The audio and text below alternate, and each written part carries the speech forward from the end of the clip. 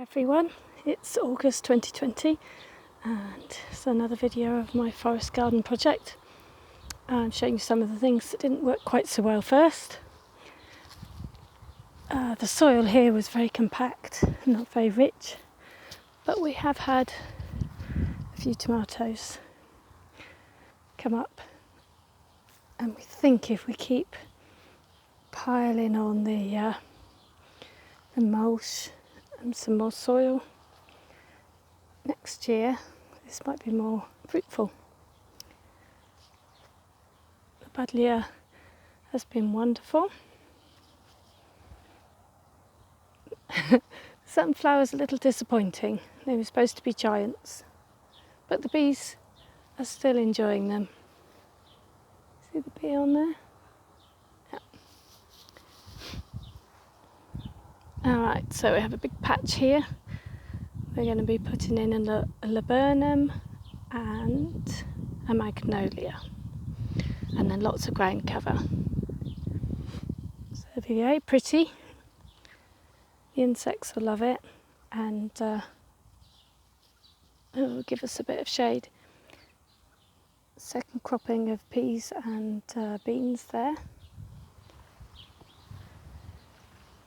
The bee hedge is growing. Some of the ground cover plants are really establishing themselves now. Potentilla has just flowered all the summer. It's just been wonderful. We had 10 days of very, very hot weather, which slowed the growth of some things. Not sure our sweet corn is actually going to produce any sweet corn this year, but we'll try again next year. We have some chard. Oops, you can't see because my shadow, the shadow of the tree. We have chard growing here very nicely. And I believe if I just cut it really low, it should keep going through the winter as well.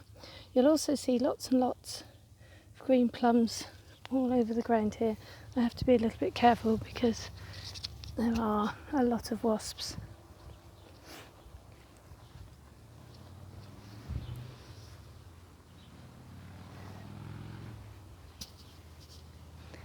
The biggest jobs I've been doing lately have been clearing grass, just cutting it. Some of it we dried for hay, and some of it went back underneath the cardboard, and then putting the bark on top. So it's four, can't count, 4 large patches up here under the tree. So there were fallen apples everywhere.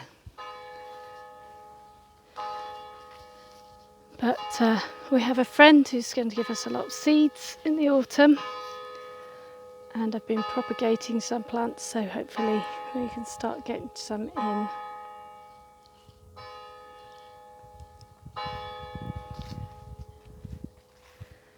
I threw green beans everywhere because they're nitrogen fixing, and they just keep producing, which is really nice. It's an autumn olive there, the tree, really sprouting out now. Next year hopefully it'll have fruit.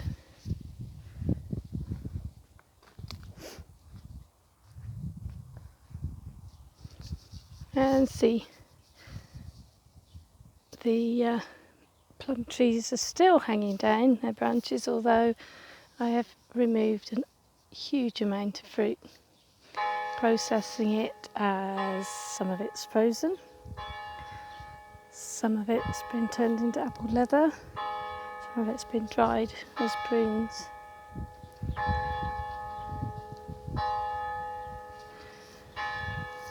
Been quite disappointed with the tiny pumpkins. They really have struggled in the garden this year. I had to remove the plants these two, find something different to go in there next year.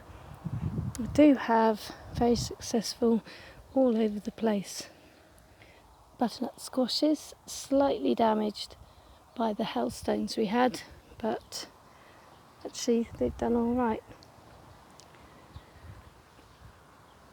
Happy that you see it there, the mulberry bush is actually starting to bush out now. Letting the lettuce go to seed. The pumpkins are starting to turn their lovely golden colour, although they're not as big as I expected.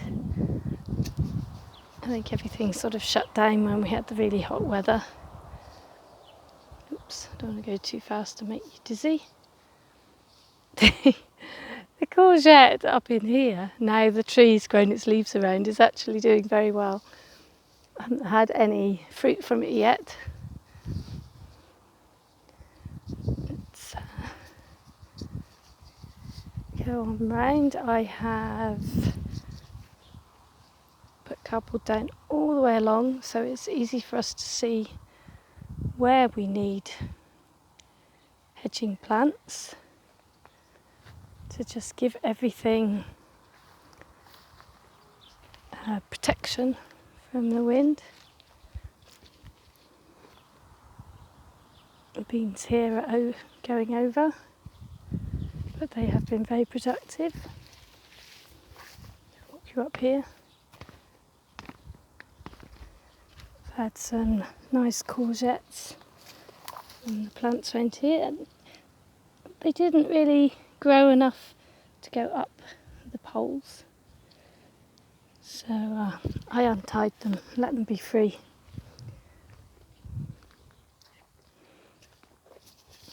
Just going to take you back round. Look at that. My hut has a curtain. It was getting so hot in there. That's my little writing hut. This patch is since I decided to throw some other pumpkins in it. This is the wildflower patch, and it's decided to actually have wildflowers in it now. And there's a very pretty, if I can get in there without squashing anything, very pretty little pink flower down there. And the polytunnel, well, it's sort of been taken over by plants, which is what it should be.